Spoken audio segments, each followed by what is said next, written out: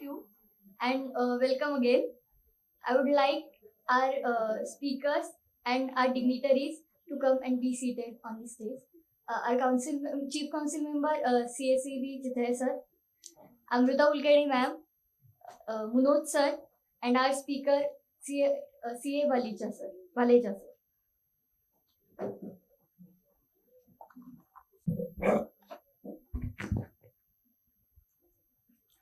Good afternoon, friends. Chairperson, Corporate Branch, Pritesh, Speaker Lalit, and all of you CA friends. It's indeed a pleasure to be with you for this very important seminar and the session. As we are aware that number of chartered accountants working abroad, we have listed. There are more than 100 countries in which chartered accountants are there. And in Europe or Australia, if you tap the door of a CFO, out of 10 doors, behind 6 doors, you will find chartered accountant qualified from ICAI. Also, incidentally, you may know that Tesla CFO is also our member. So, opportunities abroad are available, replete. But there are two ways of looking at those opportunities. Let me tell you, if any one of you today apply for any job abroad, certainly you will get that job because the Indian skill sets are definitely in reckoning and they understand that we work, because in other countries that is not the situation. But then the other thing is you get the work from abroad, but sitting in India you work. So what is the difference between the two things? One is when you are working in Europe, you are getting European remuneration, but associated with European remuneration, there is also European expenditure tag. So savings are limited. But then getting jobs from abroad and working in India affords you pricing arbitrage.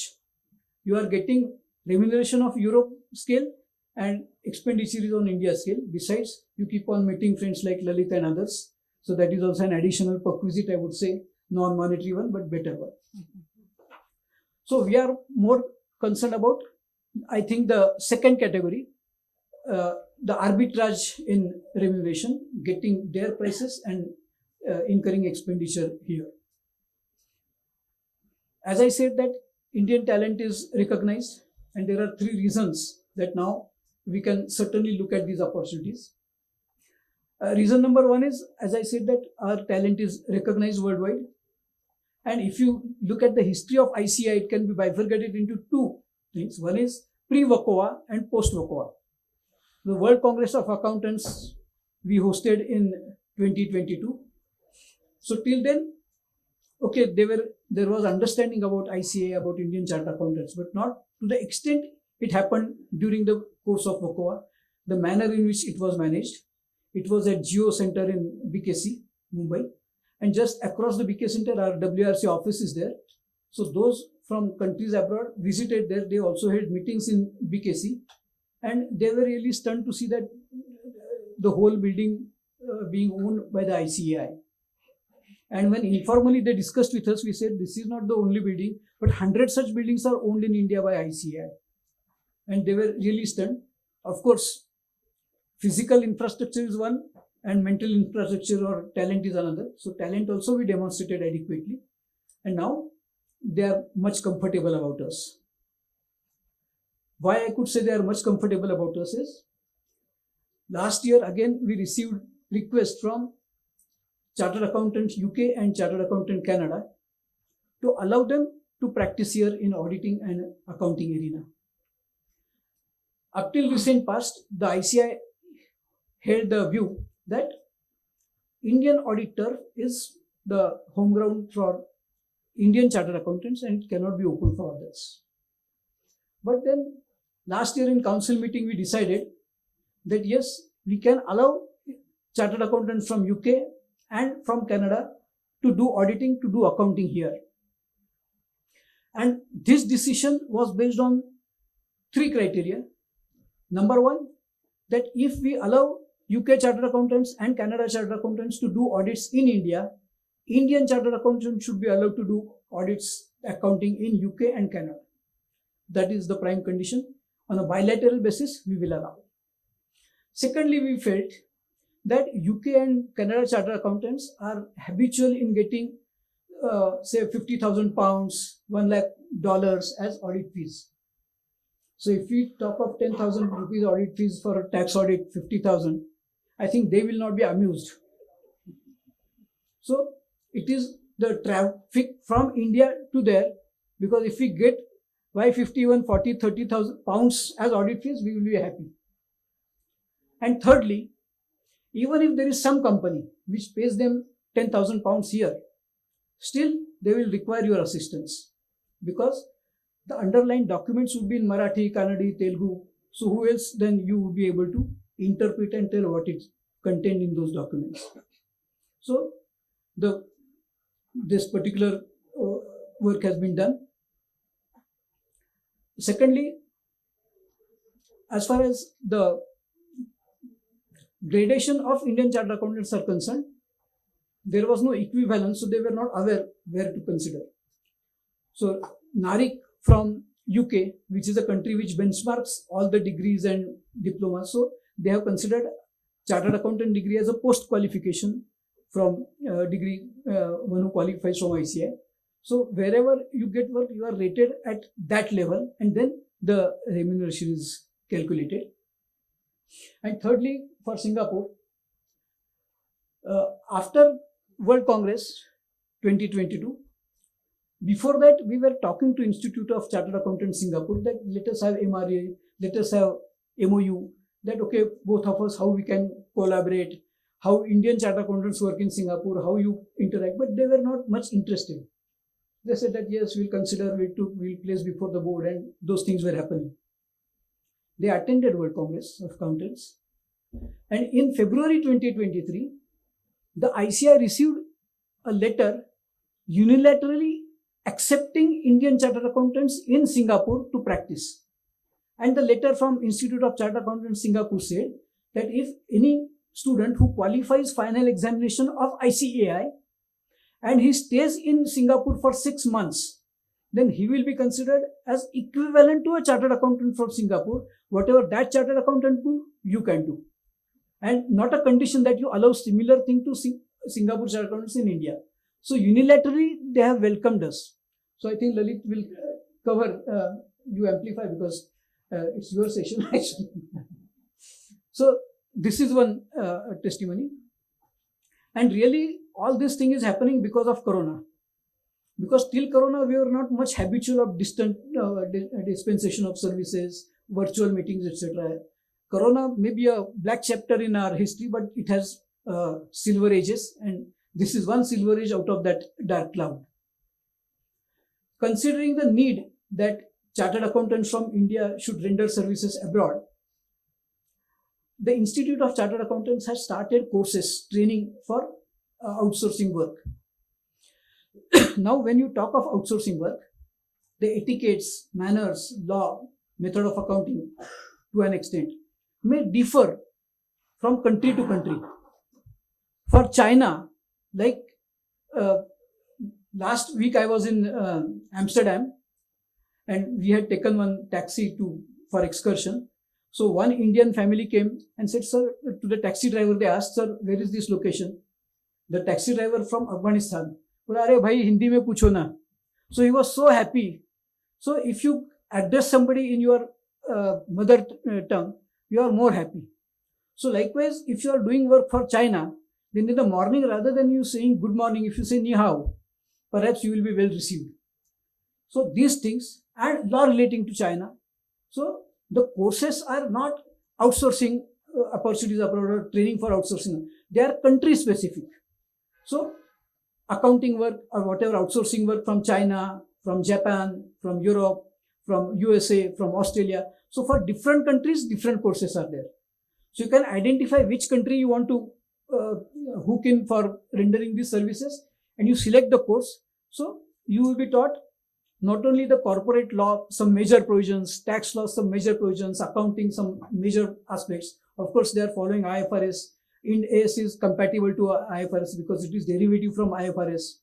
So all those things, accounting, but there may be certain things which are typical. Like in India, if you make payment exceeding 10,000, otherwise then through banking channels there is a provision. So likewise there may be some provision there. So those broadly provisions are taken care of in that particular relating to that particular country, plus some communication help, that how do you talk to them, like how to say good morning, etc., etc. So those things are taken up in that course. So whatever country you are fascinated, maybe you can select for that course. That course is also online, so you can join that course, so your age will be sharpened. And thirdly, for outsourcing, as you are aware that Gift City is coming up in Gandhinagar.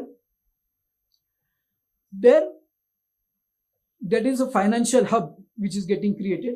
So if you earn income, of course foreign income, in that Gift City, then it is totally tax free. For Gift City, certain different laws are prepared. Even for anti-money laundering, IFSC has different authority has been established. And there was one meeting in which Honorable Prime Minister was chairing. He also invited ICAI. And then after the meeting, in interactions with ICAI, Honorable Prime Minister said that if India is the pharmacy for the world, why India cannot provide accountancy services to the world? अगर हम India पूरे globe के लिए दवाई supply करते हैं, तो हम अकाउंटिंग क्यों नहीं सप्लाई कर सकेंगे पूरे ग्लोब के लिए? And we said that yes sir, we are ready, whatever you say ICI will do. So in that Gift City, now batch services are added. Even you can set up your firm for the purpose of rendering batch services. What is BAT? Bookkeeping, accountancy and taxation. So these three services you can render from Gift City, to which one A is added, and that is anti-money laundering consultancy. So BATA services you can render from Gift City. If you render them for countries abroad, maybe there would be a tax holiday, because that is considered as a SEZ, and that is in making. In fact, there was one conference on anti-money laundering by IFSC, which is the authority for Gift City. I had opportunity to address that particular gathering, and there we witnessed that more than 60 huge buildings are coming up. Almost who's who in finance sector is having there. Even from accounting also, the firms have booked spaces over there. So in spite of 60 huge buildings coming up, even there is a scarcity of space, so the space is getting costly. And one more thing which you may not be amused, but alcohol is allowed in Gift City, though not in Gujarat. Your clients may be amused, not you. So these are the developments as far as outsourcing of services is concerned. But what I would request is, you don't go generally out accepting outsources from anywhere from the world. You specialize yourself for a particular country. Then you would be faring better, because then you will become expert. Because country to country etiquettes, the manner in which the reporting is required, the underlying laws, they differ. And needless to say that the specialization pays more dividends than generalization. So we are also having sessions for Singapore, for USA, for Dubai, for other countries. So these sessions, maybe today the session will end, but if you visit the website of the institute, you will get further information. Maybe if you feel that there are certain other European countries, etc., you are interested in, you can request to the branch, and we will certainly have more programs. Maybe we can have some study circle also of these members, so that you can amongst yourself keep on interacting. Because at times, if supposing a particular work is there, if the assignment is not there, you may not have personnel, but out of sudden assignment comes, you may need more personnel. So maybe from this group itself, you can source those personnel, so that your work can be carried out seamlessly. So I'm sure that with the inputs which you will receive from this and from other session, you would be more equipped for the purpose of accepting those assignments, along with the confidence that you will be able to deliver the best. Thank you. Thank you so much, sir, for your valuable work. I'm sure all the chartered accountants will definitely face the opportunities all across the world. Now, speaking about our guest speaker for today, CA Lalit sir, with the experience of more than 19 years in transaction advisory services, CA Lalit Valecha sir is present here to guide us about the opportunities in Singapore. I would request sir to welcome Lalit sir with a Sadicha bit.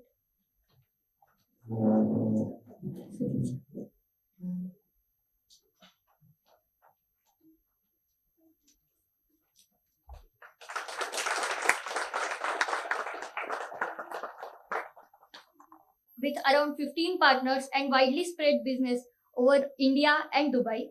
He has also worked in PwC before founding the firm in 2005. I would like to take the liberty and of mentioning that Sir has been an active speaker in various topics hosted by ICI and our Pune branch.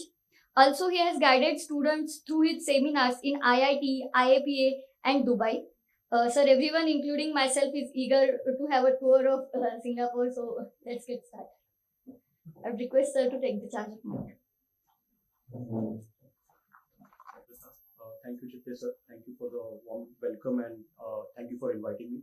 Pritesh had called me last week, just like 2 weeks back, not just last week, but 2 weeks back. And he said that we are doing these topics on international opportunities. And 2 countries are already covered, which is US and Dubai. So I thought let's cover Singapore as well. The common thing about these 3 countries is you can do these services sitting in India. You don't have to actually travel there. Obviously, if you want to travel, you can, but these countries offer you that you can work from India. Second common factor amongst all 3 countries, all are fine countries. And when I say fine, the penalties and fine is much beyond what we can imagine. Like even crossing a road can have a fine of $4,000 or maybe $400, 400 AED, all astronomical numbers. So all fine countries, which means compliance has to be top notch, and the services that we provide has to be at par with what anybody else can provide. Now, last week I was at BCA conference where it was a very interesting one, where it was more about growth of firms, it was about AI, collaboration, there was a merger lab. Ankit Talati, past president, was also there. He threw up some numbers. I'm not presenting those numbers, but I'll just narrate to you what, just building up what Chitya sir also just mentioned. Institute today, in terms of share the headcount, in terms of the members and the students, is the largest body in the world as of now. And sir will acknowledge that, like 4 lakh members and 9 lakh students. So we are 13 lakhs, largest body in the world today. Second number, we have US. US apparently AICP, and there was an account, cost accounting body that got merged. Today they're at 6 lakh members. One more statistics to add to that. By 2030, US will fall short of at least 300,000 CPAs in the US, which means who's going to do the work? They don't have enough people taking up accountancy as a profession. That's a big challenge for the US today. UAE doesn't have its own body for good reasons. They are coming up with, I believe ICA is helping them draft their regulations. Chitya sir would be aware of that, right?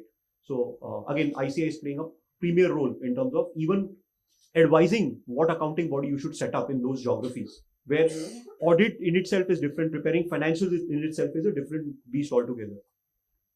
Singapore is a much advanced economy that we're talking about. They have regulations around AML at a different level. They have, again, ease of doing business. I'll present the statistics to you. Ease of doing business, they're at number 2. Okay, we are at whatever number we are, but Singapore is at number 2 of ease of doing business, which means the complexities that they have are far, far lesser. It's not at that level.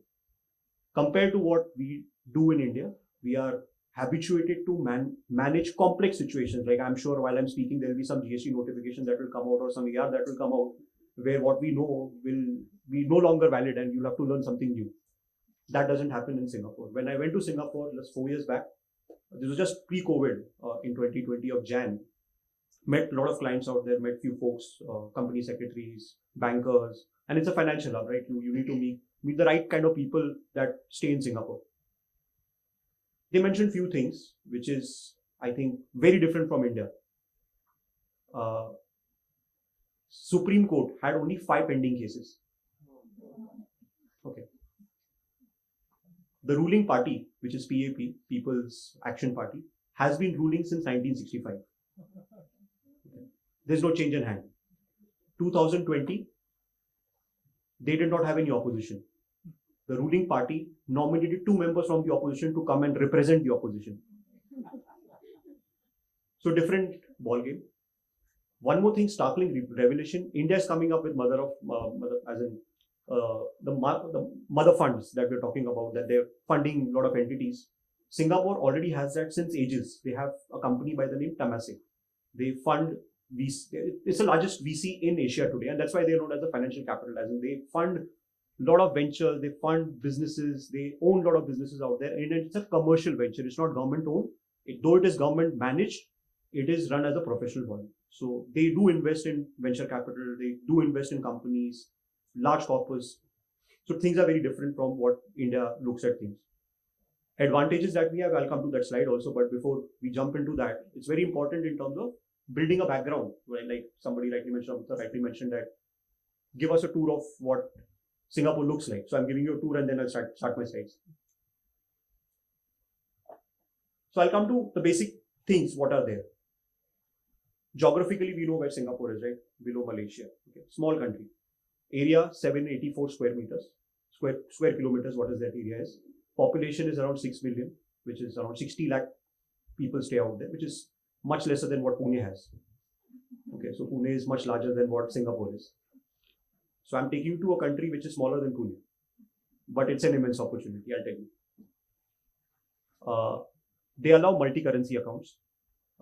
You can open, just like UAE and US, you can open multi-currency account. You can have accounts in dollars, you can have in SGD, Euro, AED, all those things. It's perfectly healthy. Opening a bank account in Singapore is the toughest task. Okay, just like UAE may take 2 months. Singapore will take equally longer. It may take 15 to 20 days or maybe a month. Culturally, Singapore has a lot of Indians. Around 20% population are Indian expats who are working there, either on work permits or they have a PR or they have a citizenship. Anybody who's interested in taking PR of Singapore, you have to be ready to send your kids to the army for 2 years. Okay, then you get a PR. You have to commit to them that, hey, I am applying for a PR. My son and daughter, whatever age they are, by the time they turn 18, they will serve 2 years in the army. That's how the Singapore army is built up of. So every person who has run the race of getting a citizenship through the PR route, they have served the army in Singapore. So anybody who wants to go there, just be ready that kids to go to 2 years. So I know one of my friends who was there and was not taking the PR because he was worrying whether I should send my kids to the army or not. That was his decision-making point. But today, obviously, he's taken it up, and very great country to stay. I think security that it provides, all of that is great. Another revealing fact, again, you have a lot of multicultural people out there. It's not just Indians. You have a lot of people coming from cross geography. You have a lot of Malays out there who are coming from Malaysia. You've got a lot of Chinese who are working in Singapore for good reasons, because the way China is managed and the way Singapore is managed, a lot of Chinese have migrated to Singapore itself. Then you have a lot of Filipinos who are there in Singapore. You have a lot of other Asian country people who are also visiting Singapore. Languages that they have is again multidimensional. It is not just English. English is the main language that they speak. They have Mandarin, which is again a version of Chinese. There are a lot of Chinese we say Hindi is one language, right? And then there are multiple languages in India. China has more than 700 languages. Mandarin is one form of them, which is also spoken in China, in Singapore. Singapore is again clean economy. There is nothing that happens otherwise. It's everything what you get on paper, black and white. There's nothing gray out there. Laws are also very simplified. They don't bother you much. India, we have this fruit. Everybody likes mango, right? What is the fruit of Singapore? What is the favorite fruit? Anybody who's been there? Yes, ma'am. Anybody who's been there? Any favorite fruit you remember? Singapore? Okay. Singapore has this favorite fruit by the name durian. Just search it up. Durian, while I ate durian, when I went there during a Chinese New Year. Okay, so Chinese New Year is a big festival out there, just like Diwali is in India. So Chinese New Year, they celebrate, I think, full 2 weeks, nobody is there, you'll not meet anybody. Generally happens coincidingly in Jan and Feb, around that time. So we had gone to meet one of our CPA firms out there who was practicing in Singapore. Obviously, do collaboration and see whether we can get work from them. And I'll come to that opportunities. How do you build that kind of practice also while meeting people, and how do you collaborate and get work in India? We went there and he called us for lunch. We went there, we had lunch. Then he offered us some ice cream. He said, it's a durian ice cream, just try. When we had it, it was too pungent. We could not even smell it. Like before going to the mouth, we could not even smell it. And they said it's the favorite fruit in durian in Singapore. We searched more. What is this durian? We asked our friend who we were staying with. He said that if you're carrying durian in your car, you'll have to sell your car because it will smell so badly. There is a fine if you carry durian in a train. You're charged 2,000 Singapore fine, $2,000. Singapore is a fine out there, but people eat durian. So the taste buds are very different from India's. Again, giving you the cultural background, I'm just taking a visit of tour of what Singapore looks like and what that country is, so that you get a flavor in terms of what it is. In terms of while you go to UAE, you will see a lot of people wearing blazers out there. Okay, blazer and shirt is very common out there. Singapore, again, same, you'll see a lot of people wearing blazers, but people will be in formal. It's not necessary blazers are necessary. Even formals are fine. It's perfectly okay. People are very hardworking out there. People start at 8 in the morning. I work for a lot of Singapore clients. They start 8 a.m. at that time. They end the day, and I get calls at night, 11 p.m. India time. They are 2.5 hours ahead of us. So they work a lot. When I went there, the culture that I saw, they don't take breaks. They just take breaks during lunchtime. They don't entertain getting disturbed during lunchtime. They take half an hour to 45 minutes break. That is it. You'll see a lot of people walking on the road around anywhere between 1 to 1:30. A lot of people are crossing road, eating outside. They have a bad eating habit. They eat outside. They don't cook at home. Most of the people in Singapore eat outside. Again, these are not opportunities. I'm just giving you a flavor. I'm taking you to Singapore first in terms of what it looks like, what is the nature of Singapore, and then I'll come to my slides. It's a tropical weather. You feel very warm, just like Mumbai. You sweat out there, but it will rain in the evening. That's the common thing. There you can see the roads, which are great roads that you can travel on, but a lot of traffic. People travel by metro. They have something known as MRT, which is the metro that they have. It's amazing. Like, we went to metro, we wanted to go to a client's place, 17th floor. He said, just take the metro, come on this station. So हमको लगा कि we'll have to go outside somewhere and go to some building. No, the metro stopped at the basement of that building. We just took a lift and just went to his office. We never saw the sun also. Like, we went from our place, went down to the metro. It's all underway. It's not on the ground. Just like UAE, it's a mix. There you'll see UAE metros are over the ground, it's under the ground. But in Singapore, it's all it's at a different level. Like, you can go 7-story below where you can find a metro out there. You directly come out and you go into a building which has that. So people travel by metro. Everybody travels by metro, no problem. It's obviously there are peak hours in Singapore also, not like Mumbai metro, but yeah, at a different level. So traveling is not a problem in Singapore. Whenever you go, you just take a card out there. Your credit card also works. Like, if you want to swap your credit card, that also works. Obviously, UPI is also working in Singapore today because government of India has allowed UAE and Singapore both to use the same technology what India has invented. So fintech is also at a different level where there are also a lot of innovations that have taken place. So you can use your regular Google Pay or maybe your UPI scan and whatever, and then you get cards also which you can move on. People are ready to meet you in the evening hours. Clarke is the best place if you want to meet people out there. You can go to Clarke. It's a CBD where you'll see a lot of financial companies out there. You'll see banks, institutions, VCs, private equity firms, family offices around that.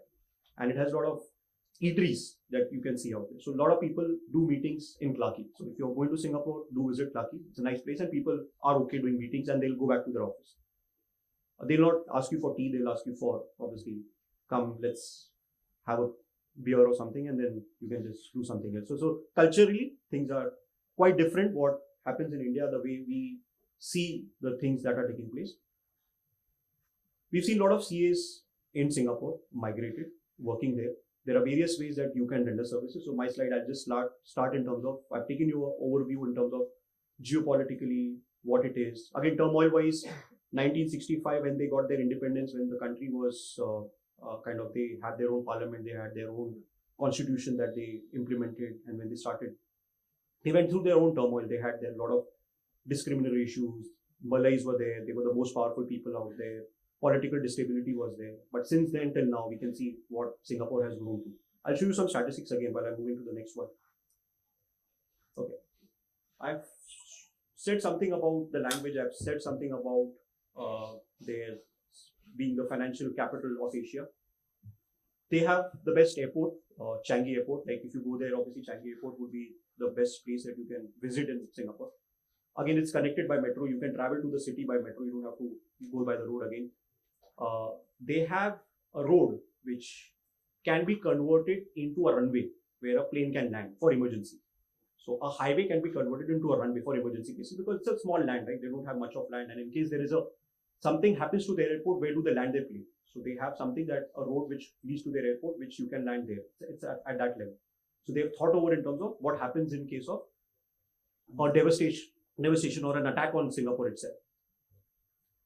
I've said about the population. Very interestingly, you see the per capita GDP, 82,000 USD is their per capita GDP. Now that actually tells me there's a big opportunity, not for us going there and working, but imagine the accountants what they're charging out there, and imagine what we can charge. Okay, so there is an arbitrage. Like sir was rightly mentioning about an arbitrage. This number actually gives you the difference what an arbitrage could look like in terms of what they are charging, and their fees are high. Just mind you, their fees are very high. I'll come to the other nuances also in terms of how do you get that work and what is the kind of work that you should pitch for. Why people go out there? Tax rate is the most attractive. Again, after obviously UAE would be the most attractive of all the three countries that we've been speaking about today. So nothing competes with UAE. I'll come to a slide where I'm presenting all three. Okay, maybe both of you can add if I've missed out something. So I'm just consolidating in terms of the three countries that you've been through. Last slide will have all the comparisons in terms of where the three countries stand. Singapore has a peak corporate tax rate of 17%. They don't have taxes on dividend. They don't have taxes on capital gains, excepting for a few exceptions that they made this year. If you have overseas shareholding and you're selling that overseas shareholding, there is a capital gains. But anything local, which is selling Singapore entity, selling assets in Singapore, there's no capital gains at all. Just like what you have in UAE, there is no tax on dividend. There's no tax on buyback. There is no tax on profit distribution. All these are things exempt in Singapore. Obviously, if you're coming from jurisdictions in India, you'll have to pay Indian taxes because you're India resident, all of that. But if somebody wants to enjoy capital gains benefit, Singapore could be your choice where you can look at. Another reason why people look at Singapore is because obviously the last one that I mentioned out there on the slide is financial capital of Asia. They have regulations around creating venture capital funds, private equity funds, stable economy. UAE, again, I think Kapil could add to that. While UAE also is trying to build up their own financial capital, they have DIFC as one of the financial centers in UAE. We have GIFT City, what is coming up right now. But in Asia, nothing matches Singapore for good reasons in terms of the talent that they have, in terms of the relationships, Temasek, the capital in itself, what Singapore has built up, the ecosystem that they built up, the tax benefits that they've given to such venture funds that get created. Another thing why people look at Singapore is family offices. Okay, that's a big demand in Singapore. Indian HNIs also look at Singapore for having their family offices. That is what GIFT City has done today. GIFT City offers you Family Investment Fund, FIF. The regulations are still unclear. They're still doing it. There are only 2 people in India who's got the permission from the GIFT City today, but still they've not been able to do the remittance, whether it's OPI or ODI is like what the government is still contemplating. Relaxations will come through. So the 2 funds in India that have gone through is Premji Invest, and the other is Catamaran Fund, which belongs to Narayan Murthy. All the others, including Reliance, has their family office in Singapore. Jindal also has their family office. One of my friends was working with Jindal. They have their family offices in Singapore. They manage oil rigs overseas, which is managed completely from Singapore. So Singapore happens to be a headquarter of many such companies. Okay, so it's a financial hub. It is where you will see headquarters. And when I say headquarters, these are financial decision makers where they'll have subsidiaries under them, which will be operating entities. Singapore in itself will not be the operating entity. So you'll not serve a client which is doing manufacturing or trading in Singapore. You'll serve a client which is a parent entity, which has subsidiaries under that and various other activities. Healthcare is a big sector that Singapore invites. There is a large manufacturing setup of Abbott and many other pharmaceutical companies in Singapore. So apart from financial services, if you look at the other segment, a lot of things are. A lot of Indian startups today are going to Singapore. A lot of Indian startups are going to Singapore. Reason, they are into the fintech sector. Fintech, just like in India, is also blooming in the Southeast Asia. And when I say Southeast Asia, Singapore is the hub, where if somebody wants to do services in Malaysia, Thailand, Philippines, Indonesia, all of them will have their headquarters in Singapore. Reason, the foreign exchange regulation in these countries are not friendly. Like if I want to have some services that I want to do in Malaysia, I will need a local partner, the capital requirement, all of that. There is a board of investment that you need an approval from. Singapore doesn't have all of this. Exchange regulation is a free economy. Like in India, you have to file this FCGPR when there is foreign remittance FDI coming in. There's nothing in Singapore. Apart from obviously having the KYC in place. That's very important. I think one of the things that they care for is the money laundering. That's the highest priority that they care for.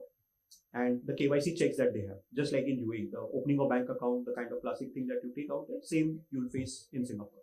So financial services, fintech, startups who are looking at that geography. Another sector that is blooming out there is edtech. Just like in India, we had this edtech boom where obviously Byju's has been through their own share of issues. But edtech is another sector that is blooming in Singapore. So a lot of Indian startups also who are doing innovation are looking at a Singapore presence. The message out here is threefold. One, you don't have to go and find clients in Singapore. You'll find clients in India who want to go to Singapore for three reasons. One, they want to set up their family office. Now it becomes a big practice area for you. Don't sell them Singapore. My suggestion. Okay, you know what do you do? You sell them advisory. You tell them, I will advise you where to go, which is tax neutral. I'll give you options and I'll give you suggestions, the pros and cons for all the family offices where you can set up.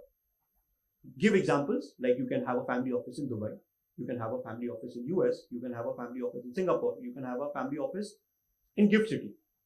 All the pros and cons, and then come up to a solution. Advisory in itself is a practice. You don't have to even implement. So even without you knowing how to implement, you know how to advise, right? The tax laws, you go to Singapore IRS website, you can download it. It will take 3 days for you to read the complete act. It will not have as much of complexity what India has. You'll find a lot of FAQs that are resolved on the government website itself. Open book, so you don't have to worry about at all. So the advisory is one practice that one can look out from. Get go. If somebody says, I want to set up a family office. Somebody says, I want to set up a investment fund. I want to create my VC. Okay, I want to have a venture capital fund that I want to set up. Where do I go? Or I want to set up something known as a feeder structure. This is common. Where do I go? Give them options like Mauritius, give them options Dubai, give them options Singapore, give them options Gift City. Compare all of them and tell them this is the best thing for you. Another advisory. So family office, investment fund, venture capital, all of that possible, and all Indians. Again, I'm not going outside. I'm still staying in India. Startups, big ecosystem. They have grown across boundaries.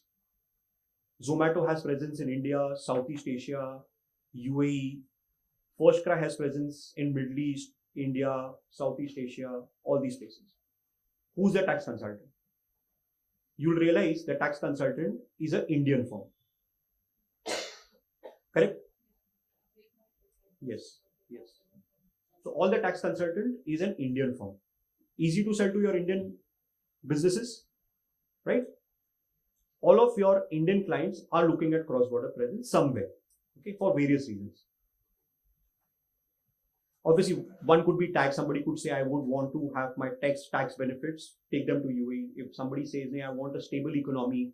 Again, one point that I missed about UAE is FATF, Financial Task Force. They put UAE very frequently in the grey list. That's something that I think UAE has been working around. And they came out of it because of the tax that got implemented, the corporate tax law, the AML laws that have changed in Singapore, in UAE. That's where they came out of the FATF. But Singapore has not faced those kind of issues at all. Globally, what's happening, if somebody's doing international taxes, we know that everybody's talking about BEPS and MLI, everybody's talking about multilateral agreements, convergence of a single tax rate. US has announced that they have a guilty tax in US, which obviously you would have mentioned already. And I'll come to that slide also from a guilty perspective, what happens out there. From a tax perspective, everybody's coming to a median tax rate of 15%. What they're going to say is globally, everybody will mediate out there, including UAE. In the mainland, you may have a 9% tax, but if you're a part of the MNE group, which is the multinational, just like the CBCR reporting that we do, your tax rate is 15%. It's not 9%. It goes high. Singapore is already at 17%. So you'll have no challenges. Though Singapore is not a tax haven to that extent. It doesn't have a zero tax. It has capital gains exemption, it has dividend exemptions, but it is seriously not a tax haven to that extent. It is considered as a good place, a domicile for obviously planning your taxes, but it's still not at that position, and it doesn't have the downsides of FATF and all of those things. Okay, I was on the startup. So startups, certainly whoever are doing startup practice can have clients in the fintech sector, edtech sector, who could look at a Singapore presence. You could go there and actually do that and advise the clients in terms of how to set it up. And there are Indian compliances. Why would they appoint you? I'll come to the slides that I have presented further. Why would they appoint you is from Indian perspective is there are three things that come into play. One, whether I'll be allowed to set up an overseas company under the exchange regulation. Okay, which means you'll have to go through the foreign exchange management overseas investment rule that was enacted in 2022. A person sitting in Singapore cannot advise that client at all. Only a person sitting in India can do it. After that, when you've done the reporting, when the investment has happened, there are subsequent compliances, which again I have few slides on that. What are the subsequent compliances from the India context? Then, while you set up the entity, whether a transfer pricing or international model has been adopted or not. Singapore has a lot of high thresholds where maybe transfer pricing doesn't apply in Singapore, but it applies in India. How do you do that? What is the capital flow? Whether should I do equity? Whether should I do loan? Whether I can charge interest? I cannot charge interest. What is out there? All those things. Who answers that? An Indian CA. A Singapore guy will not answer that because these are all Indian nuances. It doesn't have anything to do with Singapore laws. Winding up of the Singapore entity, selling of the Singapore entity. Again, because these are India connections, an Indian CA will be required out there. It cannot happen without that. So these are the three broad buckets that how do you do work for your Indian customers where they're looking at three setups. Fourth, what is the other opportunity? Well, I said I went and met a CPA firm in Singapore. They're facing challenges in recruitment. They don't have people. Where they hire people from maybe Philippines, Indonesia, they have people coming from Malaysia, they have people coming from China. They don't have those kind of skill set that they would want and the kind of grooming from an accountancy perspective, because they're not hiring CPAs and chartered accountants out there, they're hiring graduates. And the cost of a graduate is equal to a CA in India, but maybe so that their cost is slightly more higher. Like I tell you, somebody who wants to take a visa and go and work in Singapore, there is a minimum salary level. Like every visa has a minimum salary level. You don't get a visa if you paid below that. You can't get that visa. You can't go there and work if your salary is lesser than that. So there is minimum threshold, which means offshoring opportunity is immense. So most of these firms in Singapore are looking at back-end offices somewhere. Most of the Singapore entities have offloaded their work to Philippines. Geographically, when we see today, Philippines is coming up well for three reasons. Obviously, English-speaking country, time zone, availability of talent at a lesser price, real estate rates being lower. All these are the same advantages that India has today. Similar to what India has, Philippines also has the same advantage. But people taking up accounting profession are far lesser as compared. While we have large amount of accountancy, it's not just accountancy in India is not limited to CAs. It is cost accountants. We have MBA finance. We have graduates. We have postgraduates. So the accountancy profession in itself, apart from CAs, is much larger, which you can build up a team having a combination of all these people. Okay. So this is one more area where you can offload work from the CPA firms in Singapore. I'm again not talking, you set up your own shop out there. You're still in India and doing all of these things. Maybe you need meetings, you need collaborations, go work with them and get the work offloaded. Most of the big fours are doing that today. Like if you want to do outsourcing for US, you can do it in India. Same thing works in Singapore. Nothing stops you from doing that. I know a company that has outsourced a lot of work to a Pune-based firm. I'll not name because confidentiality again. I'll obviously name the company, but I'll not name the CA firm in India. The company in Singapore is Johnson & Johnson. Johnson & Johnson has a lot of, so they have their indirect purchasing team sitting in Singapore, where they decide in terms of how the work will be allocated. They also have these bidding processes that go on. They finalize forms and outsource very small processes. So they have this processing of, and they are selling medical devices. Johnson & Johnson is distributing a lot of medical devices to doctors and other places.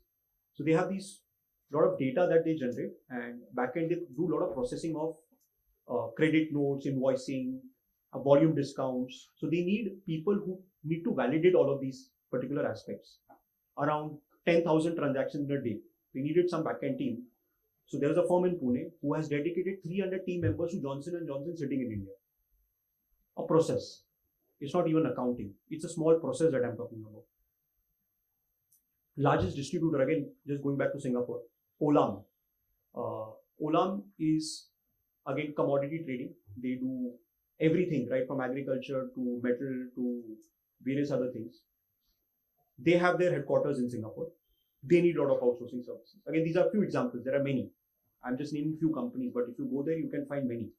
So the opportunities are immense where 5-6 buckets you can decide. You can decide what is your go-to market, position yourself accordingly, and then say where do I want to go, what do I want to learn. Because otherwise Singapore का law सीख के कोई मतलब नहीं है. मतलब सच्ची बोलो लॉ कब सीखना मैं बताता हूँ. You come to that where you need to learn the law. But there are other opportunities which is low hanging fruit, which is available. While you have to offer your team, while you have to offer cost arbitrage, you have to offer your services, quality review. This is what it takes. And your experience being an Indian chartered accountant, because you would have seen more complexity than they have.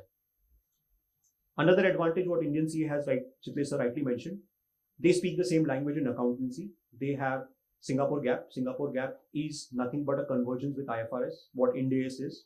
Similar to that, they have Singapore Financial Reporting Standards, which is nothing but IFRS.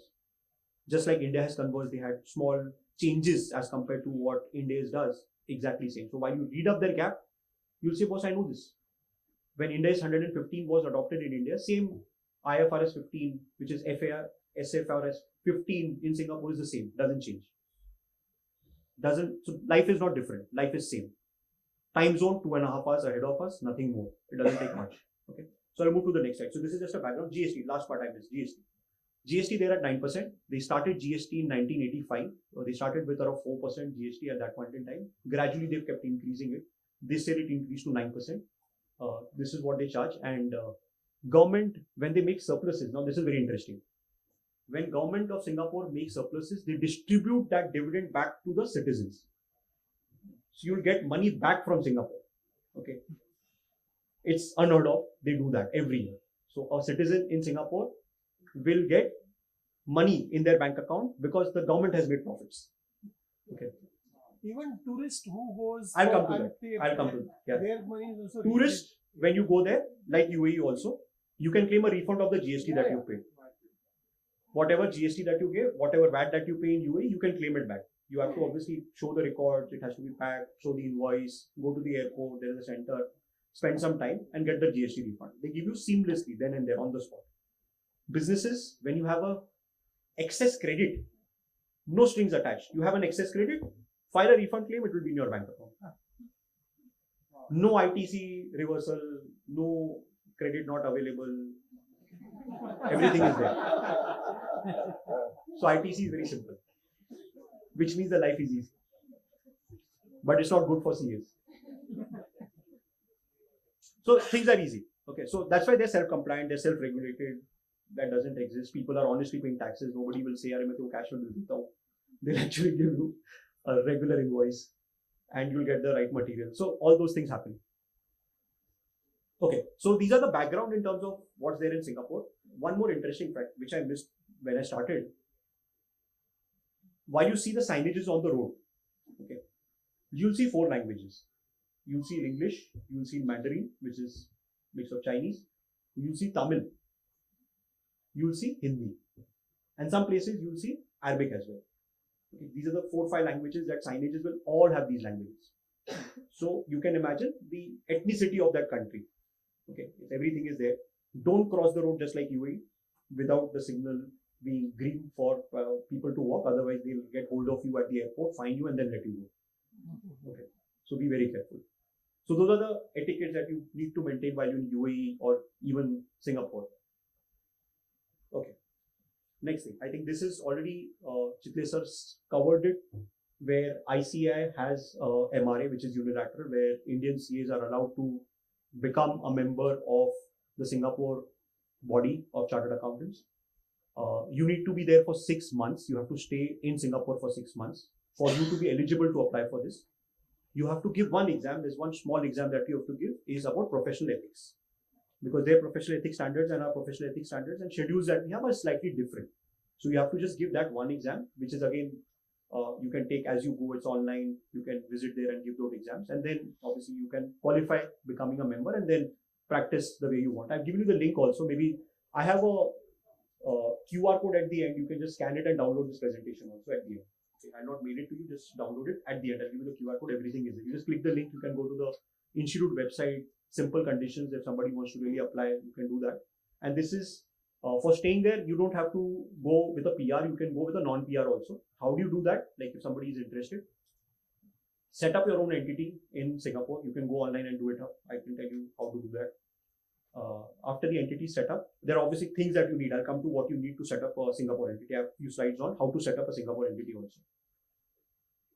So if you set it up, you can apply for something known as an EP, which is an entrepreneur pass. Entrepreneur pass, you may get it within 3 to 6 months. You have to qualify for that, saying what you're going to do, what you're not going to do. You have to take a minimum salary from there. And then you can obviously go there, work, and then if you want to apply for the membership in Singapore, you can do that. But obviously it requires capital to do all of this. If you have a client who's paying for that, great. If you want to self-invest and do that, you can try. Not a problem. If somebody wants to do that, it's available because the number of members in Singapore are lesser. In fact, apart from the MRA with India, they also have an association with ACCA. They're allowing ACCA members also to practice in Singapore.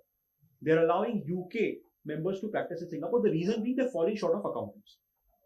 That's why they are allowing. This message is again that they're falling short, and that's why they came to ICA. The rightly message that they sent a letter. That was, I invite you and we invite you unilaterally, even if you don't give, because their members, their stomach is full. They don't have enough time to come here and do something. They are happy doing there.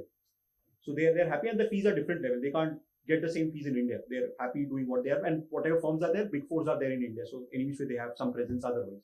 So they'll not set up out here, but they'll continue to work from their geography. So any which way they need more people than they need work. Okay, so that's why they're allowing us. You can just download and see more details out there, but it's an opportunity where if somebody wants to practice in Singapore or wants to do advisory, sign up certificate, attest functions, assurance, it's a great one because subject wise it's almost similar. So that's why they're not testing you in academics. They're testing you only in ethics. So it's a very simple one. You don't have to meet and do anything. Virtually also it can be done. You have to obviously have the good standing certificate also from institute, which will require that CPRs are complete. Otherwise, institute will not give you the good standing certificate if you're a practicing member. Okay. What are the opportunities that are available? A few of them I've spoken, but few which I have not. I'll just elaborate on those out in the slide. Process outsourcing, where I said the example of Johnson & Johnson. So it's not just accounting. Other than accounting, also there are a lot of opportunities that all the headquarter companies are looking at outsourcing work, and the work may not be restricted to accounting function. It could be anything. But they're okay outsourcing it to a CA or a CPA firm. Backend audit support. Again, this is a big requirement because they're falling short of accountants. They don't have hirings that are available at the cost that we want. You can always tie up with a Singapore-based firm and offer them those solutions. Quite a few times you'll find some of the partners in that firm is an Indian. Quite a few times. It's not necessary that it will be a local guy. It can be an Indian. It could be any ethnicity also, but they're welcoming and they're okay to outsource work. Financial reporting, including consolidation, is a big requirement out there because it's the headquarters. Now imagine the headquarters, they have subsidiaries across geography. They have subsidiaries in India, maybe having subsidiaries in Malaysia, all Southeast Asia countries because that's the parent entity. So they need support in consolidation and preparation of financials. Anybody who's into financial reporting services in India, who's doing IFRS, gap conversions, a lot of opportunities in that segment where they need assistance. Obviously, they are having advanced systems in place. They can have their consolidation done themselves, but there is a human element still involved. AI is there. AI is still our friend. AI is not taken over human. AI is at the age of 9, which means we are far superior than AI today. Like somebody believes that AI has taken over. No, a lot of time for AI to take us over till now. But a lot of mundane work still has to be done by humans. So this will require a lot of, and accounting has its own variation, right? It has specific to details also. So you'll require assistance out there. So that's another area that one can look at. Structuring is a big requirement. Again, why? From a India context, like if there's somebody going cross-border and setting up a Singapore entity, I'll present you a few slides. I'll give you 1 or 2 nuggets in terms of what the complexities are. And then you can realize there are many more. I'll just give you 2 nuggets in terms of what are those complexities in the subsequent slides. Setting up a VCC capital, which is a variable capital company, which is like a venture capital fund in Singapore. They have their own simplified regulation, but need advice around setting up a PPM, tax structures, advisory. Anybody who's doing AIF setup in India. AIF is Alternative Investment Fund, where VCs in India have those licenses. There are similar requirements in Singapore, not very difficult. If somebody has done AIF in India, it's possible to do VCC in Singapore also. It's not very difficult. Accounting bookkeeping is available, as I said, both cross-border, domestic companies going abroad, all those things. The packages and the systems that they have are very similar what is there in India. Obviously, they don't use Tally. They use Odoo. Odoo is very commonly used. Xero and Odoo. These are the two common packages that any small and medium-sized businesses will use in Singapore. Okay. Odoo is not a very difficult system to learn. There are online tutorials that are available. If somebody wants to serve clients in Singapore, you need to be aware of Odoo and Xero. These are the two standard packages, and QuickBooks. If somebody's worked in QuickBooks also, that's the third package. So if somebody wants to offer this for small and medium-sized businesses, these are the things. Otherwise, the standard SAPs and Oracles, NetSuites are the ones that are there because these are advanced companies. Inbound strategies. Now, this is a very interesting one. Again, you have to be in India, you don't have to go anywhere. Lot of fintech companies that have set up in Singapore want to have presence in India because India fintech story is also at a different level. They want to have a piece of the cake in India as well because they realize in Southeast Asia, they cannot miss out the India story. They are coming to India, they're setting up their subsidiaries in India, which means that they will need an inbound strategy. One is an outbound where you take Indian companies global. The other way is inbound where global companies want to set up shop in India. That's another piece where the premium is very high. Like normally, if you tell any Indian company that you're incorporating, 20, 30, 40,000 rupees is what you charge. But when you say that for Singapore, you want to set up in India, apart from incorporation, there are post compliances, there's FCGPR filing, there is transfer pricing, so many things come up. So your setup cost and advisory in itself, package could be anywhere between 1 lakh to 2 lakhs rupees for setting up one company in India as a subsidiary. And ongoing, you can say, boss, I'll do your compliances, I'll do your routine bookkeeping, I'll do everything. So automatically, this becomes a feeder. We are setting up an entity of a Singapore company in India, advising them on the structure, doing the tax compliances, routine compliances, accounting, everything. So this is another way, and you hang around that client for ages. Like I've got few clients that I started doing in 2007 and I still continue to serve them. I started in 2000, they don't move around. They believe in relationships. And the attrition rate in Singapore, because the Chinese guys who are working out there, is very low. Somebody was speaking an attrition rate of 125% or 20% per month. In Singapore, it doesn't work that way. The attrition rate is very low.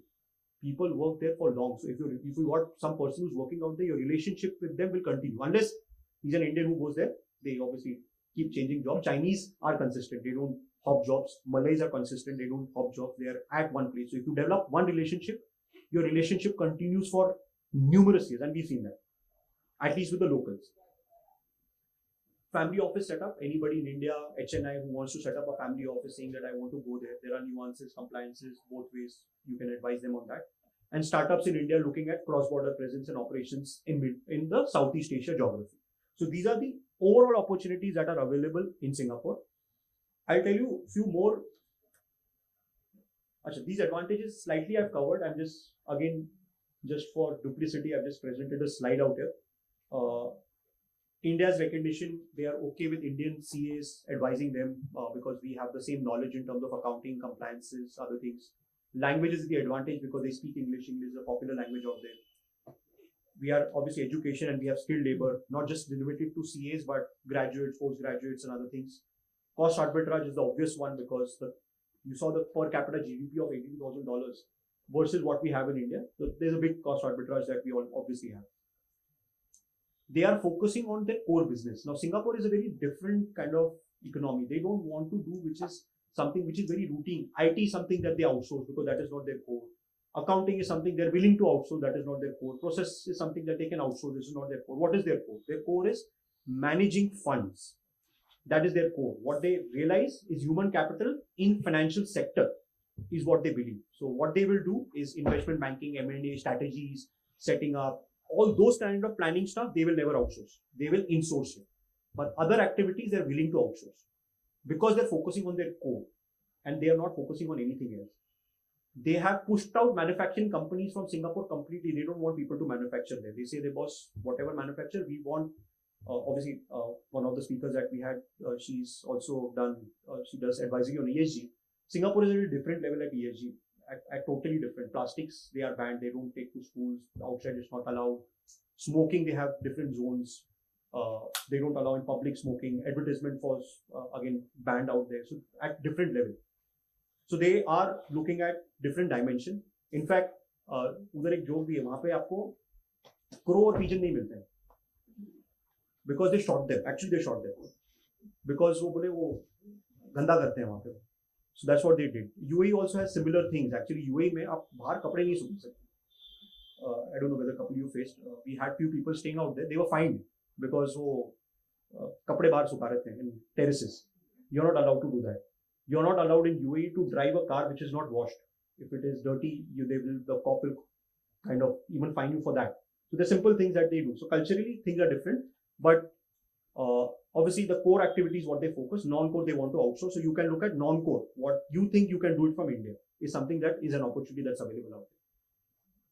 Software, again, from an accounting perspective, I said that global softwares are used. You can use Voodoo, you can use QuickBooks, you can use Zero, whatever packages. They have SAP, Oracle. You can do it from India. Again, virtual connections are there. Time zone, we're just 2.5 hours behind what Singapore is. So time zone is also not a big problem. Traveling to Singapore, it's a fire flight out from here, wherever you want to travel.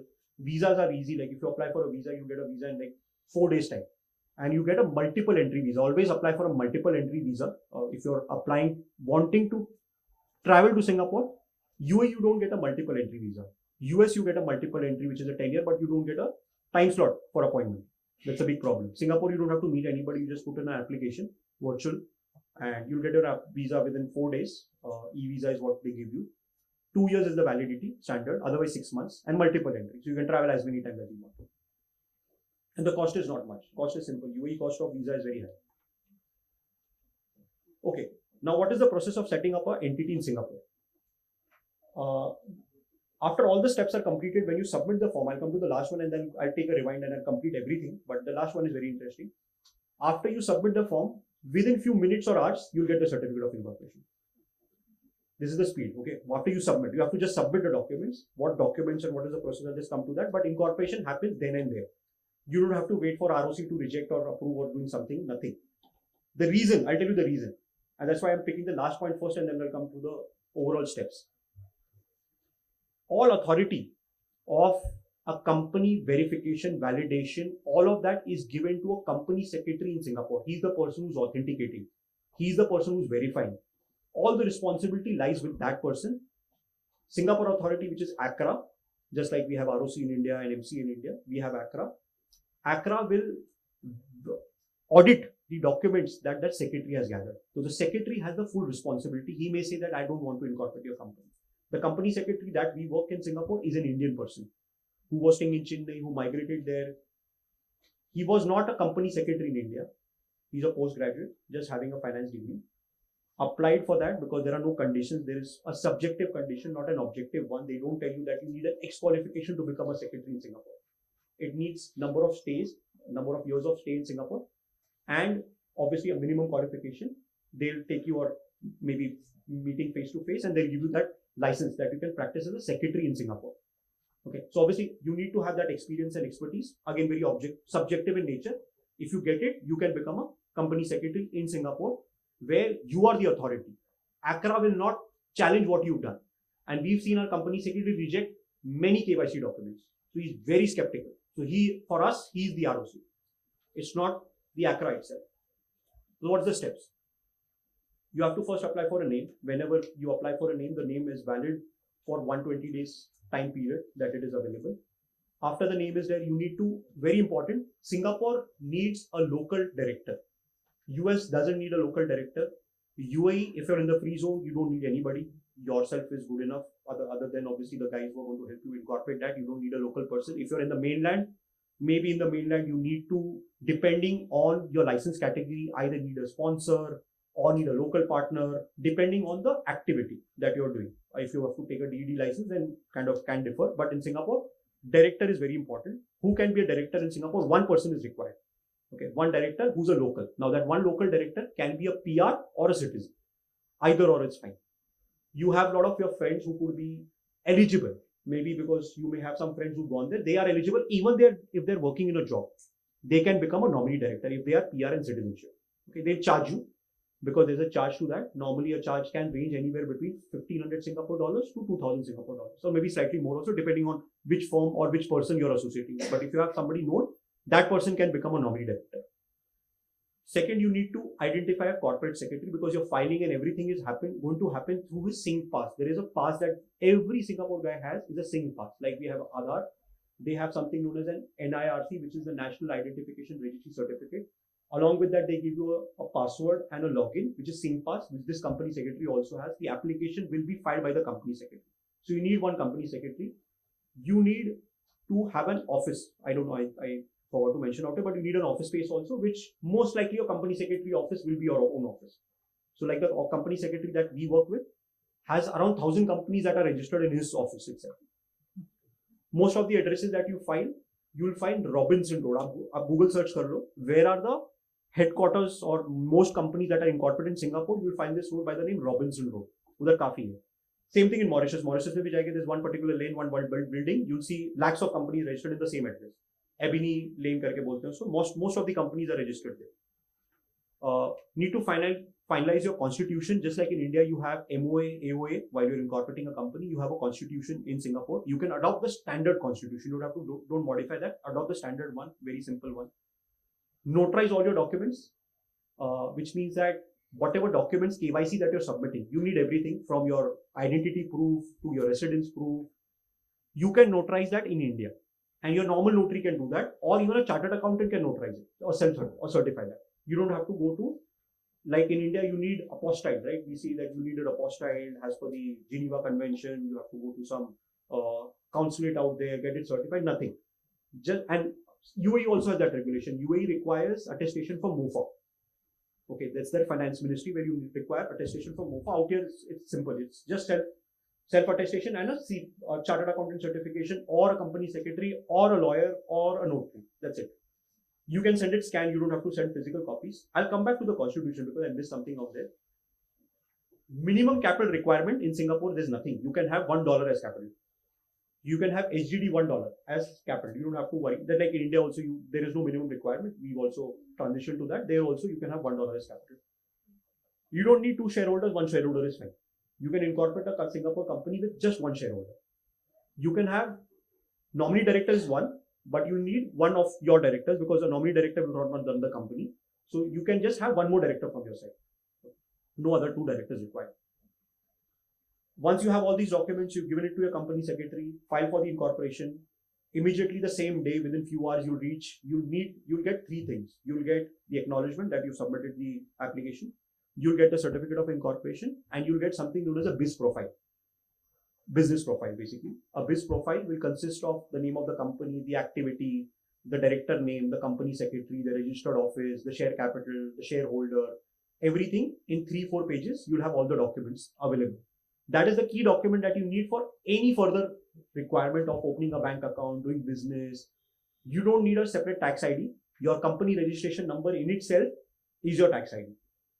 Okay, so you don't have to apply for PAN, TAN, GST, nothing right now. GST obviously you need a separate registration, but it will be again linked to your incorporation number. So the unique number is your company registration number. That's the universal number that they follow. Bank account, you can go for the account opening then. Bank account generally takes a long time in Singapore. Anywhere between 15 to 20 working days, which means it's a month's process for you to have a bank account that is live in Singapore. How do you do faster than that without travel? There are 3 banks in India who help you with opening a account immediately in Singapore. ICICI has a branch in Singapore. If you have banking in India, your ICICI in India will help you open a bank account for your Singapore entity. DBS in India helps you open an account in DBS Singapore. HSBC in India also helps you open an account in Singapore. So these are these 3 banks that are there. Standard Chartered is also there. Standard Chartered, if you have a relationship with Standard Chartered in India, they can help you open an account in Singapore. Otherwise, if you don't have any relationship with anybody, no problem. Go to this online website, which is aspire.com. Aspire.com is an online neobank, which will have logins being created linked to your company ID, and your account will be created in 4 days time, virtually. Okay, because they have their online section. It's a fintech in Singapore. So that's another way to look at opening a bank account. Otherwise, you can open an account with Wise. Wise is TransferWise. Like if somebody has heard about this, it's a global platform where payments are aggregated and done just like maybe PayPal and something else. So Wise is there. You can open an account with Wise also. If you're setting up an entity which is a subsidiary of a India structure or an Indian person is holding it, do the ODI compliances. Now that's very important because many times this is a step a lot of people miss out. You've incorporated an entity in UAE, you've incorporated in US, you've incorporated in Singapore, but many people miss out on the ODI part of it. This is very important. Do that. I'll come to the slide later, which will have slightly more nuances out there, what this means. Then enter into a simple service level agreement, because if it's a transaction that you're going to have with your cross-border company, have an intercompany agreement in terms of how the arrangement will work, what are the transfer pricing arrangements, international taxes, all of that. Two risks that you have to watch out for, which I have two slides separately. If there is now I'm talking about a setup where there is an Indian person setting up a Singapore entity. There are two watch outs. One is round tripping, which I'll come to what it means. Second is place of effective management, which means if the Singapore entity is completely managed from India, India government can tax the overseas, because you went there, you said that was tax bachana. Same thing in UAE, right? If you're setting up a UAE trading entity, you say that free zone mein tax bachana, let's do that. People forget about the place of effective management. That's a big problem from an India context. It may not bother you today, but once you reach a particular threshold, it does. So how do you navigate that? It's very important. Okay, round tripping issue. Just two slides on compliance and then I'll come back to Singapore, because these are Indian things, because if you are setting up a company in Singapore with Indian connections, these are the important things. If there is an Indian resident setting up a Singapore entity or any entity in US, UAE, wherever, and that person is holding more than 10% in the foreign entity, he's deemed to be in control, which means that foreign entity cannot have a subsidiary anywhere, not in India or anywhere. It's not allowed. You can't have a subsidiary anywhere because there's an Indian resident person holding shares in the foreign entity. There are few exceptions, but Indian resident, and so it's a one-way traffic. Like if you've done individual holding in a Singapore entity, you cannot have any subsidiary, which means that if you thought that was, I will have an Indian connection, that I'll have an Indian subsidiary which will serve to my Singapore entity and Singapore will be the parent, it is not allowed. How do you do that? One of the ways that to do that is set up an LLP first in India. That LLP will hold the shares in the Singapore entity. Then the Singapore entity will have your India company as a subsidiary. This is not round tripping, but the one which is resident individual, it's a round tripping, which is not allowed under Rule 9 of the exchange regulations that have been enacted in August of 2022. Many people miss out on this. We've seen many clients come to us. EDs have sent notices left, right, center because of this reason. And Foreign Exchange Management Act, mind you, doesn't have a time barring period. Like in income tax, we have a block assessment period of 10 years beyond a threshold. यहाँ पे time barring है ही नहीं. Including the likes of Binny Bansal and Sachin Bansal of Flipkart, they are facing notices from ED and FEMA. They've been litigating that for ages. They filed a writ petition with Karnataka High Court. Unfortunately, Karnataka High Court struck it down saying, boss, there is no limitation of law under foreign exchange. People can investigate you. You please cooperate on whatever is being submitted. So these are the things that have to be mindful while you're creating an overseas structure which will have a subsidiary anywhere. Create it through an LLP structure, not individually. Be mindful of that. Otherwise, you're going to get into trouble. Other exceptions that are allowed, if you are holding the shares in the foreign entity through your overseas fund, like supposing I'm in India, but supposing I was in US for about 10 years and I have a foreign bank account and I'm setting up the Singapore entity using my foreign bank account, this law doesn't apply to me. I can hold the shares directly because I'm using my overseas funds. But that also, the overseas fund has to be earned income, which means I have to be a non-resident in that year. I earned it. That's why it's outside the purview of the exchange regulation. Otherwise, the exchange regulation, so be mindful wherever you're creating, be it US, be it Singapore, be it UAE, round tripping is a big issue. Many people miss out on this. One more thing, one more watch out.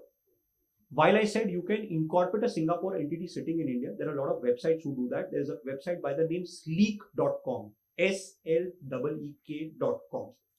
You can incorporate an entity from here by paying just 4,000 Singapore dollars. You'll get an annual package for compliances, taxes, accounting, incorporation, everything. Local director, company secretary. They'll give you everything in 4,000 Singapore dollars.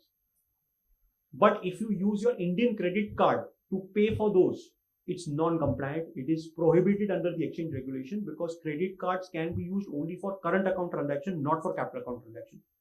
Paying for setting up a foreign entity using a credit card is prohibitive in nature. If anybody is doing that, it's a problem. It's again a breach of the exchange regulation.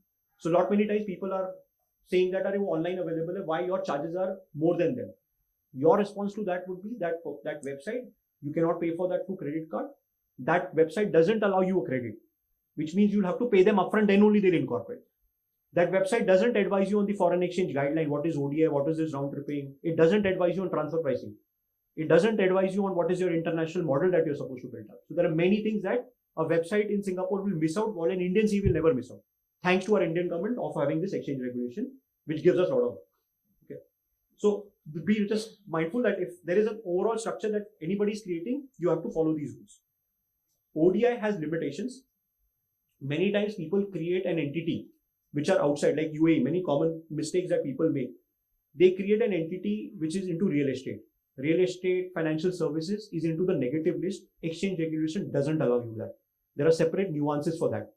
If you want to buy a house in Singapore, you want to buy a house in Singapore or UAE, you can do it individually, not through a company structure. Because if you're into real estate, it is negative. RBI doesn't allow under the exchange regulation for you to hold real estate through an entity structure, which means that you'll have to go through the mundane LRS process. Okay, LRS has a $250,000 per year. There is TCS and all those things will apply. Okay, so don't do a company which is prohibited in nature. There are 3 sectors which the government doesn't allow: banking, financial services, gambling, and real estate, which are prohibited in nature as far exchange regulation outbound is concerned. Okay, place of effective management. I'll not spend much time, but critical. How it takes place: if your overseas entity is being completely managed from India, which means the overseas entity is just a shell entity. Like you've created a UAE arm that is not having any employee, not having any office. It's just a virtual office that you've set up. Singapore, you've done the same thing. US, you've done the same thing. And you have turnover which is more than 50 crore rupees, which is $6 million. If you're exceeding that, India government will say, boss, your overseas entity is taxable in India because it's effectively managed from India. A lot of people do this. They create overseas arms without hiring and a shell entity. This rule will bite you. CBDT is given relief in 2017. Now, whether this relief will be available or not, we don't know because it's an internal circular. Now, the internal circulars, whether binding or not on assessees is a question. So the officer may take a diverse view, even without it. Though the 50 crore threshold is an internal memo, somebody can say that it's not written in the law, it's an internal circular. It applies to me, not to you. It becomes a problem. So be mindful if overseas structures are being created by clients which are shell entities. This is a bad law, as in that becomes a problem. So which means you have to create substance. What it means is ensure that if you're creating overseas structure and your clients are having profits and they're parking it there, have a local director. Apart from that, keep traveling, show the meetings out there, show that business decisions are being taken from there. It's not a shell company. Do some hiring. It's very important. Otherwise, you'll fall into this trap and you'll pay taxes on those profits, and unfortunately you will be taxed as a foreign company, and a foreign company tax rate is 42%, which means instead of bachana you will give more taxes. You're not saving taxes, you're actually leaking in taxes. So be mindful of a place of effective management poem. Okay, annual compliances. Then I'll come to the comparison. The last slide after this is the comparison between 3 geographies. Annual compliances, you have the ACRA filing. Just like we have the ROC filing in India, we file the ROC return, we file AOC 4, we file MGT 7, director's report. You have to file the financial statements with ACRA. This requires XBRL. What XBRL we have in India is very similar to what XBRL they have implemented in Singapore. You'll have to file XBRL. You'll have to prepare the financials as per the Singapore GAAP, which is SFRS, which is equivalent to what Ind AS is, and do the disclosures accordingly. Audit is not mandatory unless you cross the threshold. Now, there are 3 thresholds. If you cross any 2, you'll have to get the audit done. And this is at the group level.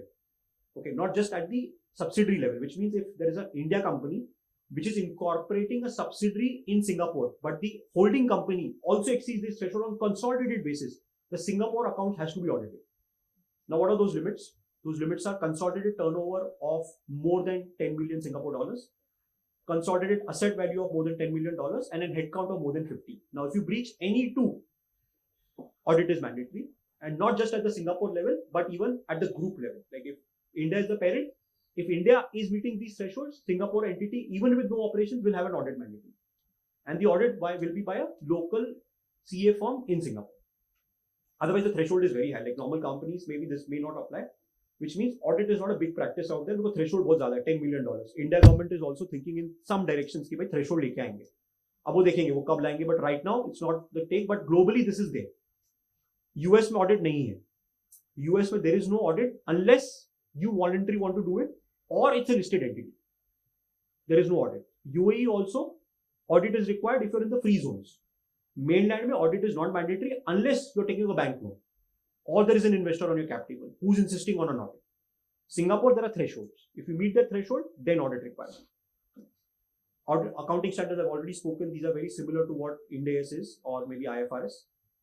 You need to file corporate tax return. Achha, due date, I forgot the due date. ACRA returns has to be filed within 7 months. Just like in India, you have to adopt your financials within 6 months. Same in Singapore, you have to adopt your financials in 6 months. First year, you're allowed an exemption. First year, just like in India, you can prepare a 15 months account. You can prepare a 15 months account. There is no concept of a year end. Like in India, we have April to March. You can have any 12 months period as your year. You can have April to March. You can have Jan to December. You can have maybe June to May. Whatever you want. You choose your choice. So why they have kept it that way? Because they have global headquarters. They have companies coming from Australia. They have companies coming from China, India. Everybody has their own nuances. So they said that was whatever year end that you're following, whichever you're following, within 6 months, please do your AGM. Within 7 months from the year end, file the annual report. That is it. Transfer pricing will apply, but transfer pricing also has large thresholds. There again, the threshold limit is 10 million Singapore dollars. Only once you exceed that, then transfer pricing applies. Otherwise, there are no compliances of transfer pricing other than maintaining certain records in place. Again, transfer pricing will be applicable if it's an India subsidiary. You'll have transfer pricing in India, not in Singapore. GST, as I said, the rules are very simple. There is again threshold of 1 million Singapore dollars. Only when you exceed the 1 million Singapore dollar threshold, then registration is compulsory. Before that, you can always take voluntary registration because you may have input credits that you want to claim refund and all of that. That's a different thing. But otherwise, 1 million Singapore dollars is the threshold for getting GST registration. Exports are exempt, zero rated, no problem. Withholding taxes applies only in two scenarios. Once if you're making payment to your employees or if there are payments to non-residents. Domestic payments, there is no withholding taxes, which means professional fee that is getting paid from one person to the other payments like we have TDS in India. Withholding taxes applies only in case of employee payments and non-resident payments. So the laws, if you see, are very similar to what we have in India. It's not very different. In fact, thresholds are very high, far simplified, simple returns, online things. So things are very simple. So the opportunity in terms of compliances will be very few. But accounting, bookkeeping, structuring, tax advisory from India context, cross-border taxation, transfer pricing, POEM, these are the things that somebody has to worry about. Again, these are all Indian connections. That's why I'm saying your pitch for Singapore should be somebody who's India going abroad or Singapore company coming inbound. So it should be outbound or inbound. This is the main key. Otherwise, accounting or sourcing is available. Okay, last slide where I'm just comparing the three jurisdictions. Kapil, I may need your help if I'm going wrong somewhere. You can correct me. Okay, I'm just comparing these three geographies. In case I missed out something, you can just add to that. US, the corporate tax rates in US are at 21%. But apart from that, every state in the US has an authority to charge you income tax, which means your income tax rate will be 21% plus whatever the state wants to charge you. If you're incorporated, most of the companies in the US are incorporated in Delaware. Okay, why? Because Delaware doesn't have any income tax. Income tax in India is the authority of the federal government, which means central government will charge you 25.17% or any other rate that if you selected the higher rate, whatever rate that you need to pay. US will charge you a federal rate, income tax, plus state also has an authority to charge you income tax. Some states have an income tax of 10%, 7%, which means US tax rates are 21% plus depending on whichever state you are. If you're in Delaware, then 21% is flat. More complexity in US. If you say that I'm in Delaware, but I have business in New Jersey, you have to prepare your financials for New Jersey separately and pay taxes in New Jersey to the effect of the profits that are accrued in New Jersey. Okay, so you have to prepare a segment. Boss, this is the profit that is attributable to New Jersey, or this is the profit that is attributable to California. Singapore doesn't have it. Singapore is a one small country, one nation, one tax. You pay 17% tax. No state, no different states. There are no state concepts out there. It's one small region out there. Like in UAE, you have Emirates. We have seven Emirates in UAE. We don't have Emirate states, anything, all those sorts. It's one small country, just single taxes. UAE tax rate 9%. We have 0% if you're in the free zone. We have 15% if you're MNE. There is a small exemption that is given up till 2026, which I think Kapil would have briefed you the session that he just took. Singapore is 17%. That is peak tax rate, but there's a slab. If you see the note below, there is a slab concept also, which means your average tax rate will be far lesser. In fact, first 3 years, they tax you at half of this rate. They will tax you at 8.5% for the first 3 years. ongoing basis, your maximum tax rate will be 17%. Capital gains is taxable in US, however, it is exempt both in Dubai and Singapore. Dividend is taxable in US, Singapore, again, both are exempt. Local director is not required in US at all. What you require in the UAE is if you're doing a mainland entity, maybe you need a sponsor or you need a local partner. If you're free zone, nothing required. Singapore, you need one local director. If you migrate to UAE by taking an EP, you don't need a local director because you yourself have an EP. Okay, so if your client is migrating out there, maybe the local director requirement goes up. Secretary is not required in Dubai, but required in Singapore, but you need a registered agent in US. Okay, registered agent is, I think, very nominal. The fee that you pay for a registered agent in US is $50 to maybe $100. It's not much. Singapore, you pay a higher fee. Singapore incorporation will be slightly more. That's why the cost is like, if I come to the next part, I'll come to the audit and then I'll come to the cost. Audit is not required in US. Audit is required in the free zones in UAE or if you've taken a bank loan in the mainland. Singapore requires audit only if thresholds are met, not otherwise. Incorporation time, US is the fastest. You can incorporate a Singapore company in a day. You just have to pay. US is, I think, a different economy. There is something known as an expedite fee. Whatever you need, if you need a TRC, you need a certificate from the government, you need to incorporate, you need a registration in a particular state, just pay them an expedite fee, official fee, anywhere between $100 to $150. Express the same day there is a separate fee, express 24 hours there is a separate fee, express 2 days there is a separate fee, otherwise it takes 7 days. But officially, bharke, you can get the work done. This should happen in India sometime, for soon. Officially, we would like to pay. If boss GST registration, I'll pay you extra, you give me the certificate. I'm ready to give that. You take it officially. Let the government make money. They have it in the US. Dubai, obviously no such choices. There is no expedite concept in Dubai. You have to take as much of time it takes. Singapore, there is no expedite concept because their time of reaction is as fast. As in, if you file today, you get it today. TRC, you get it in 2 days' time. Things are at a different level. Incorporation cost, US will be the lowest. You'll not, online websites, if somebody wants to incorporate a US company, offers you incorporation right from $450 to $1,000. It's as simple. That also, that $450 will give you a credit of $5,000 of Google or Amazon or AWS. So actually you're not paying nothing. You're getting more in return than you're paying for incorporation. Dubai is the expensive amongst the three. Again, Kapil can validate that. Amongst the three, Dubai will be the expensive. Moderate at Singapore level, like just giving you a hypothetical number. Singapore online, if you go to a website, you can incorporate a Singapore entity anywhere between 4,000 Singapore dollars to 5,000 Singapore dollars. That's the cost. Apart from that, obviously the Indian nuances of professional fee for advisory on structuring, on tax, on transfer pricing, that will be extra. But on the Singapore side, that is the cost that you may need to incur. Considering that you may need a local director, a company secretary, and a virtual office, all of that cost. Recurring cost, US will be the lowest. Dubai will be slightly higher. The reason is in Dubai, you have this requirement that you need to have a trade license, and trade license is given for a year. You can have it for 2-3 years also. Like while you're incorporating, you have an option, pay for 2 years, they'll give you a discount. You pay for 3 years, you get more discount. But after that period, you have to renew. And whenever you renew, there is a fee. If somebody said that Dubai was a tax haven, it is not, because वो बहुत ही फी लेते हैं आपसे, visa में फी लेते हैं, incorporation में फी लेते हैं, ट्रेड लाइसेंस में फी लेते हैं. आप रोड पे जाओगे, आपको पता नहीं लगेगा, आपको टोल लग गया. Something known as a Salik. आप रोड पे चल रहे हो और ऊपर एक ऐसा बार है, आपको लगा लाल करके सालिक लिखा है वहां पे, and they are charging you a toll and you are just paying for that, and you are crossing and just paying for that. Same thing in Singapore. There's a road tax which is very high because they want people to travel by metro. Buying a car in Singapore is the most expensive thing that you can do in the world. Because what they do, they charge you a car in India, like Hyundai Santro की बात करते हैं, Creta की बात करते हैं. Creta in India will cost you around 16 lakhs rupees on road with taxes, GST, VST सब मिला के. Dubai it will cost you 6 lakhs rupees. It's not charging you GST at 16% or 45% and road taxes ये वो सब नहीं है. 6 लाख में आपको उधर Creta आ जाएगी. Same Creta in Singapore will cost you 50 lakhs rupees. Why? Because उनका GST तो कम है, but you need a license to buy a car. Okay. Then you need a driving license. We have to renew every year. Then you have to pay parking, which you have to buy because वो parking readily available नहीं. So all of this cost goes up to super high. So these costs are different at that level. If somebody, so people don't own a car in Singapore. They travel by regular metro. Why they're making it difficult for people? They want people to use public transport because the public transport is at that level.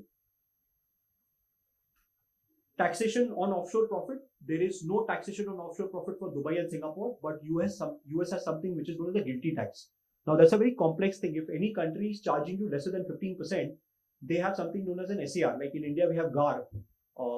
Similar to that, Singapore, US has a provision. Under that, they have implemented guilty, which means any country that is charging you less than that, US government will recover 10% from you. And the reason they came up with this was an interesting presentation that we went through.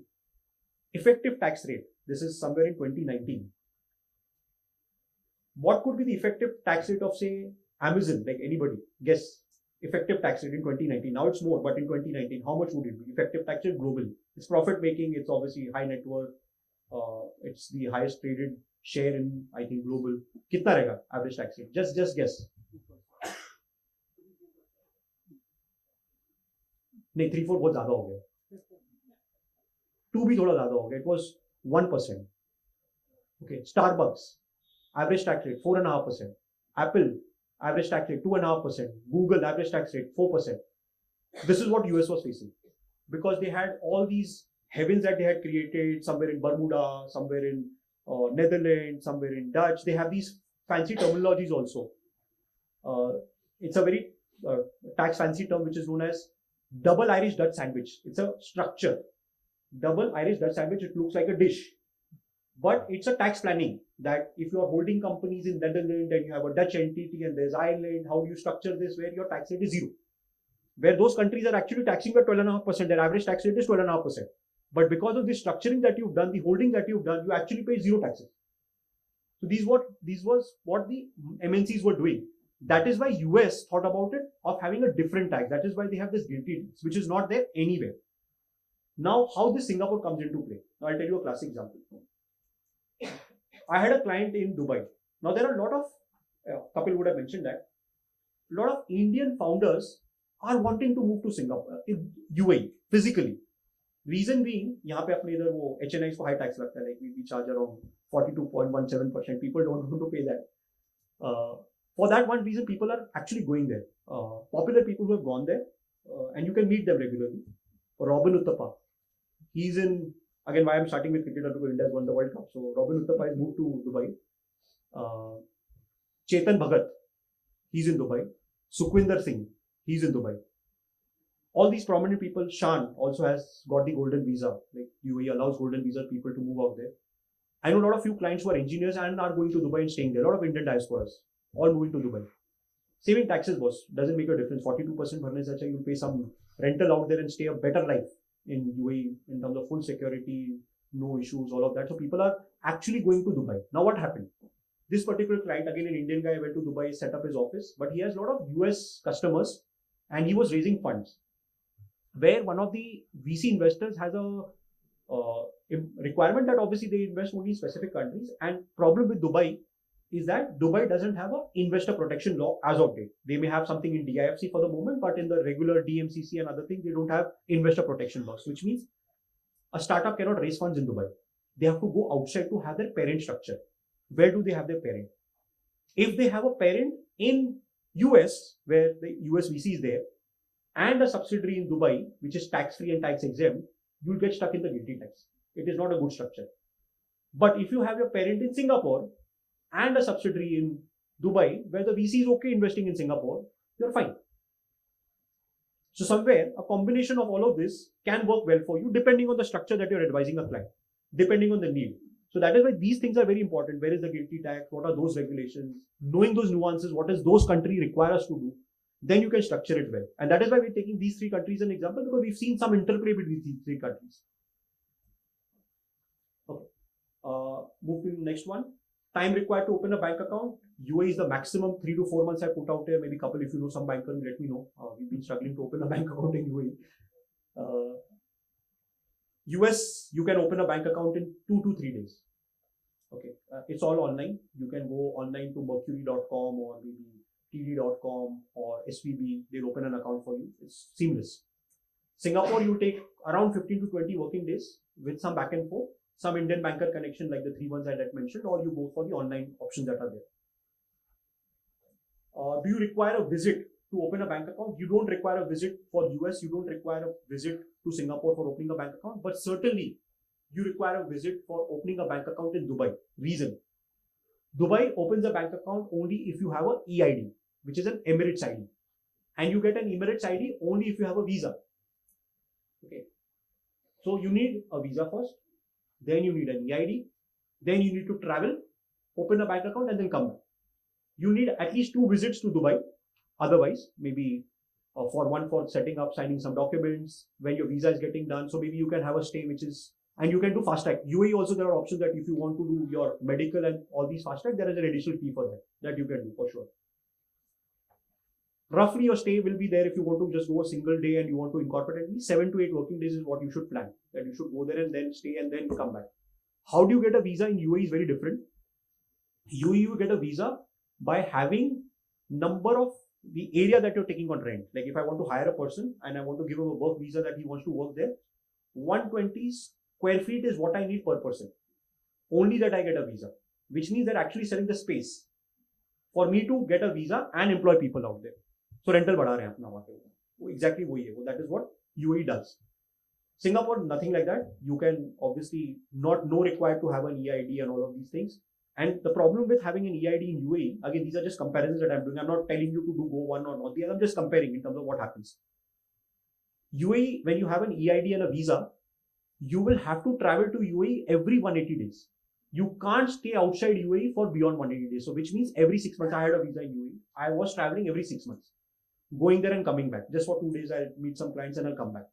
You can obviously change the immigration also. Like obviously you enter and then take a return flight the same day. But while I'm going there, I'm spending so much, I would rather meet some people.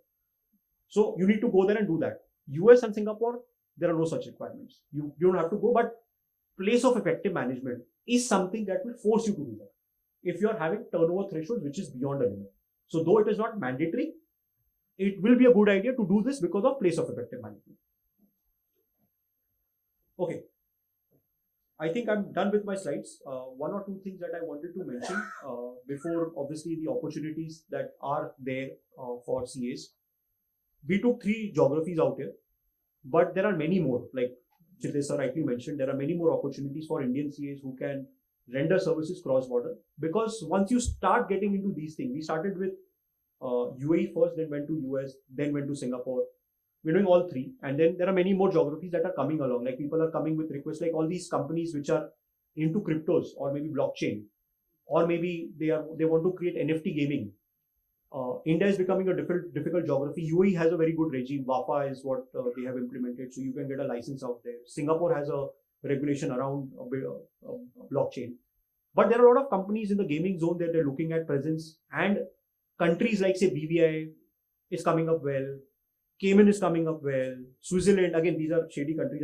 There are Panama also in the list, but there are these typical requirements that come over that you need somebody out there. Now, again, talking cross geography. Now, one very interesting instance.